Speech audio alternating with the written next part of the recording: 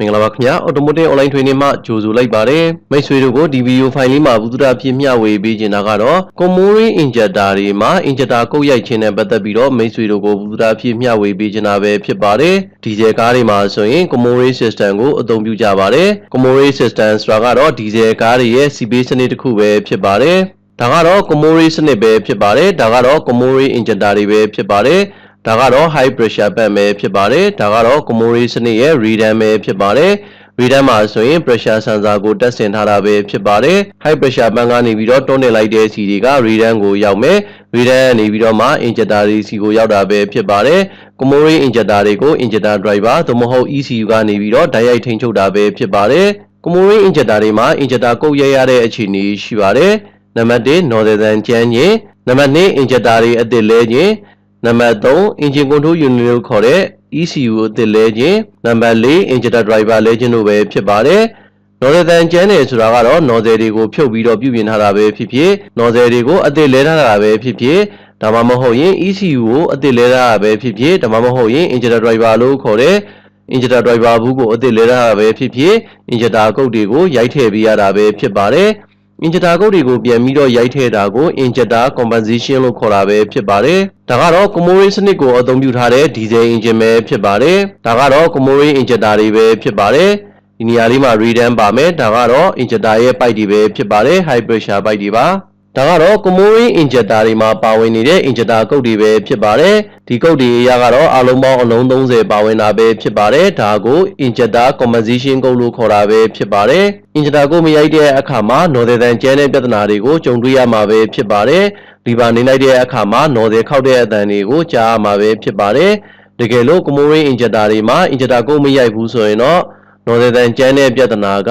နှစ်ပတ်လောက်ထိကိုကြုံတွေ့နိုင်တာပဲဖြစ်ပါတယ်တကယ်လို့မိတ်ဆွေတို့အနေနဲ့နှစ်ပတ်14ရက်လောက်မောင်းပြီးသွားတဲ့အခါမှာတော့ ECU ကနေပြီးတော့ auto landing လုပ်ပြီးတော့ nozzle တန်ကိုပြန်ပြီးတော့ညှိစီမှာပဲဖြစ်ပါတယ်ဒါကတော့ Comori injector မှာရေးထားတဲ့ nozzle code တွေပဲဖြစ်ပါတယ်အပေါ်တန်းမှာကတော့အားလုံး16လုံးပါပါတယ်အောက်တန်းမှာကတော့အားလုံး14လုံးပါပါတယ်အားလုံးပေါင်း nozzle code အလုံး30ပဲဖြစ်ပါတယ်မိတ်ဆွေတို့ကိုဒီဗီဒီယိုဖိုင်လေးမှာကတော့ Comori injector တွေရဲ့ nozzle code ရိုက်တာကို G-scan ကိုအသုံးပြုပြီးတော့ဘယ်လိုပုံစံမျိုးရိုက်ရလဲဆိုတာနဲ့ပတ်သက်ပြီးတော့မိတ်ဆွေတို့ကိုဘုဒ္ဓဖြစ်မျှဝေပေးခြင်းပါတယ်ပထမအဆုံးအနေနဲ့ nozzle တွေမှာရှိနေတဲ့ nozzle ရဲ့ code တွေအကုန်လုံးကိုစာရွက်နဲ့ချပြီးတော့ရေးထားမှာပဲဖြစ်ပါတယ်ချိုးရဲ့ scan 2တွေမှာဆိုရင်တော့ rewrite ဆိုပြီးတော့ရှိပါတယ်nozzle code တွေကိုဆက်ထဲကနေပြီးတော့ဖတ်ပြီးတော့ပြန်ပြီးတော့ရိုက်လို့ရမှာပဲဖြစ်ပါတယ်တကယ်လို့အဲ့လိုရိုက်လို့မရဘူးဆိုရင် nozzle code တွေကို manual ဖတ်မယ် nozzle ပေါ်မှာရေးထားတဲ့ code တွေအကုန်လုံးကိုချပြီးတော့ရေးထားမယ်ချပြီးရေးထားပြီးတော့ nozzle ကနံပါတ်1လားနံပါတ်2လားနံပါတ်3လားဆိုပြီးတော့အစင်လိုက်ရေးထားမှာပဲဖြစ်ပါတယ်ဒီ engine ကတော့ nozzle လေးလုံးပါတဲ့ engine ပဲဖြစ်ပါတယ်ဒါကြောင့်မို့ nozzle code က4မျိုးပါဝင်မှာပဲဖြစ်ပါတယ်1 2 3 4ဆိုပြီးတော့အစင်လိုက်ချရေးလိုက်မယ် nozzle code ရိုက်ဖို့အတွက်ကို scan 2ကိုကားမှာထိုးလိုက်မယ်ထိုးပြီးသွားတဲ့အခါမှာကားမျိုးစားလိုက်သူ့ရဲ့ခြေစီသူ့ရဲ့ engine အတိုင်းကိုဝင်လိုက်မယ်ဝင်လိုက်ပြီးတော့ power train တွေကနေပြီးတော့ engine ကိုရွေးလိုက်မယ်ယူပြီးသွားတဲ့အခါမှာ special function တွေကိုဝင်မယ် special function ထဲမှာဆိုရင် injector compensation ဆိုပြီးတော့တွေ့ရမှာပဲဖြစ်ပါတယ် injector compensation ဆိုတာလေးကိုနှိပ်လိုက်မယ်injector compensation ဆိုတာကိုနှိပ်လိုက်တဲ့အခါမှာဒီစာသားတက်လာမှာပဲဖြစ်ပါတယ်ဒီစာသားရဆိုရင်တော့ nozzle code ရိုက်ရတဲ့အခြေအနေက engine control ECU လဲတာဒါမှမဟုတ်ရင် injector တွေလဲတဲ့အခါမှာ nozzle code ပြန်ရိုက်ပြီးရတာပဲဖြစ်ပါတယ်ဒါဆိုရင် okay ကိုနှိပ်လိုက်မယ် okay ကိုနှိပ်လိုက်တဲ့အခါမှာ nozzle က4လုံးပါဝင်တာဖြစ်တဲ့အတွက်4မျိုးတွေ့ရမှာပဲဖြစ်ပါတယ်နံပါတ်1ကိုအရင်ရိုက်လိုက်မယ်နံပါတ်1ဒီနေရာလေးကိုအမှန်လေးချစ်လိုက်မယ် okay ကိုနှိပ်လိုက်မယ်နှိပ်လိုက်တဲ့အခါမှာဒီစာမျက်နှာကျလာမှာပဲဖြစ်ပါတယ် nozzle မှာနံပါတ်1 nozzle မှာရေးထားတဲ့ nozzle code တွေကိုဒီနေရာမှာဖြည့်ပေးရမှာပဲဖြစ်ပါတယ် nozzle code ကတော့0ကနေ90ရှိမယ် A ကနေပြီးတော့ FT ရှိမှာပဲဖြစ်ပါတယ်အဲ့ဒီကဏ္ဍတွေကိုချရေးလိုက်မယ်အလုံးပေါင်းကတော့32လုံးပဲဖြစ်ပါတယ်ဒီမှာဆိုရင်တော့ T8F 800F ED F5 EB အစားရှိသည့်ဖြင့်နံပါတ်1 nozzle ရဲ့ code တွေအကုန်လုံးကိုဒီမှာရေးလိုက်မယ်ရေးပြီးသွားတဲ့အခါမှာ enter သို့မဟုတ် okay ကိုနှိပ်လိုက်မယ်နှိပ်လိုက်တဲ့အခါမှာဒီစာသားကျလာမှာပဲဖြစ်ပါတယ်ဒီစာသားကတော့မိတ်ဆွေအနေနဲ့ရိုက်ထားတဲ့ code တွေကမှန်လားမှန်တယ်ဆိုရင်တော့ okay ကိုနှိပ်လိုက်မယ် တကယ်လို့ဒီနေရာမှာပြန်စစ်လို့မှားတယ်ဆိုရင် cancel ကိုနှိပ်မယ်နောက်တစ်ခါ nozzle ကုတ်ကိုပြန်ပြီးတော့ရိုက်ပေးရမှာပဲဖြစ်ပါတယ် nozzle ကုတ်ကမှန်တယ်ဆိုရင် okay ကိုနှိပ်လိုက်မယ် okay ကိုနှိပ်လိုက်တဲ့အခါမှာ set compensation code succeed ဆိုပြီးတော့ပေါ်တာပဲဖြစ်ပါတယ်ဒါဆိုလို့ရှိရင်တော့ number 1 nozzle ရဲ့ compensation code ရိုက်တာကအောင်မြင်တာပဲဖြစ်ပါတယ် okay ကိုနှိပ်လိုက်မယ်နှိပ်လိုက်တဲ့အခါမှာဒီလိုပုံစံမျိုးတွေ့ရမှာပဲဖြစ်ပါတယ် injector compensation ဆိုတာကိုရောက်သွားတယ်ဒါဆိုရင် injector compensation ကိုပြန်နှိပ်မယ်နှိပ်တဲ့အခါမှာဒီစာသားပြန်ပေါ်လာမယ် okay ကိုနှိပ်မယ် okay ကိုနှိပ်ပြီးတဲ့အခါမှာဒီစာမျက်နှာကိုတွေ့ရမှာပဲဖြစ်ပါတယ်နံပါတ်2ဆလင်ဒါကိုရွေးလိုက်မယ်ရွေးပြီးတော့ okay ကိုနှိပ်လိုက်မယ်နှိပ်ပြီးရတဲ့အခါမှာဒီစာမျက်နှာကျမယ်နံပါတ်2ဆလင်ဒါမှာတက်ဆင်ထားတဲ့ nozzle ရဲ့ compensation code ကိုဒီနေရာမှာရိုက်ထည့်ပေးမယ်ရိုက်ထည့်ပြီးတော့ okay ကိုနှိပ်လိုက်မယ်နှိပ်လိုက်တဲ့အခါမှာဒီလိုပုံစံမျိုးပဲ nozzle ရဲ့ကုတ်ကမှန်လားမှားလားဆိုတာကိုသိကြလားဆိုတာကိုမိတာပဲဖြစ်ပါတယ်နံပါတ်2ဆလင်ဒါမှာတက်ဆင်ထားတဲ့ nozzle ရဲ့ကုတ်ကအမှန်ပဲဆိုရင်တော့ okay ကိုနှိပ်လိုက်မယ်နှိပ်လိုက်တဲ့အခါမှာ set compensation code succeed ဆိုပြီးတော့ပေါ်တာပဲဖြစ်ပါတယ်ဒါဆိုရင်တော့နံပါတ်2 nozzle ရဲ့ကုတ်ကလည်းရိုက်တာအောင်မြင်တာပဲဖြစ်ပါတယ် okay ကိုနှိပ်လိုက်မယ်ဒီစာမျက်နှာကိုပြန်ရောက်သွားမှာပဲဖြစ်ပါတယ်ဒါဆိုရင် injector compensation ဆိုတာကိုပြန်ဝင်လိုက်မယ်ဒီစာမျက်နှာကိုရောက်မယ်ရောက်ပြီးရတဲ့အခါမှာ okay ကိုနှိပ်မယ် okay ကိုနှိပ်လိုက်တဲ့အခါမှာဒီစာမျက်နှာရောက်လာမှာပဲဖြစ်ပါတယ်ဒါဆိုရင်နံပါတ်3ကိုရွေးလိုက်မယ်ရွေးပြီးတော့ okay ကိုနှိပ်မယ်နံပါတ်3စလင်ဒါမှာတက်ဆင်ထားတဲ့ injector ရဲ့ compensation code ကိုဒီနေရာမှာရိုက်ထည့်မယ်ရိုက်ထည့်ပြီးရတဲ့အခါမှာ okay ကိုနှိပ်မယ်အဆင့်တွေအားလုံးကတော့တူတူပဲဖြစ်ပါတယ်ဒီကုတ်ကတေချာလားတေချာတယ်ဆိုရင် okay ကိုနှိပ်မယ် okay နှိပ်တဲ့အခါမှာ set compensation code succeed ဆိုပြီးတော့ပေါ်တာပဲဖြစ်ပါတယ်ဒါဆိုရင်တော့နံပါတ်3 cylinder ရဲ့ compensation code ရိုက်တာလည်းအောင်မြင်တာပဲဖြစ်ပါတယ် okay ကိုနှိပ်လိုက်မယ်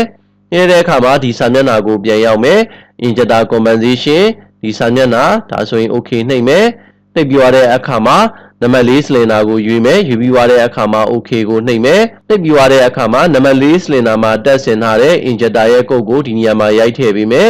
ရိုက်ထည့်ပြီးရတဲ့အခါမှာ okay ကိုနှိပ်မယ်နှိပ်တဲ့အခါမှာဒီစာမျက်နှာကျလာမယ်နံပါတ်4 cylinder မှာတက်ဆင်ထားတဲ့ injector ရဲ့ကုတ်ကမှန်တယ်ဆိုရင်တော့ okay ကိုဆက်နှိပ်မယ်နှိပ်တဲ့အခါမှာ set compensation code succeed ဆိုပြီးတော့ပေါ်တာပဲဖြစ်ပါတယ်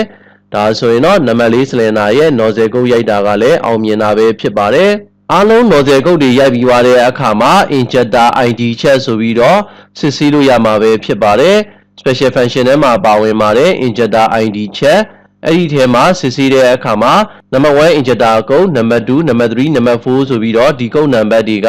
ရိုက်ထားတဲ့ကုတ်တွေကမှန်လားမှားလားဆိုတာကိုဒီနေရာမှာစစ်ဆေးလို့ရမှာပဲဖြစ်ပါတယ်တကယ်လို့အားလုံးမှန်တယ်ဆိုလို့ရှိရင်တော့ nozzle ကုတ်ရိုက်တာကတော့ပြီးသွားမှာပဲဖြစ်ပါတယ်ပြီးမြောက်သွားမှာပဲဖြစ်ပါတယ်မိတ်ဆွေတို့ကိုဒီဗီဒီယိုဖိုင်လေးမှာဘုဒ္ဓအဖြစ်မျှဝေပေးခဲ့တာကတော့Comori injector တွေမှာ nozzle ကုတ်ရိုက်တာနဲ့ပတ်သက်ပြီးတော့မိတ်ဆွေတို့ကိုဘုဒ္ဓအဖြစ်မျှဝေပေးခဲ့တာပဲဖြစ်ပါတယ်မိတ်ဆွေတို့ကိုရှင်းပြခဲ့သလိုပဲ nozzle ကုတ်မရိုက်တဲ့အခါမှာ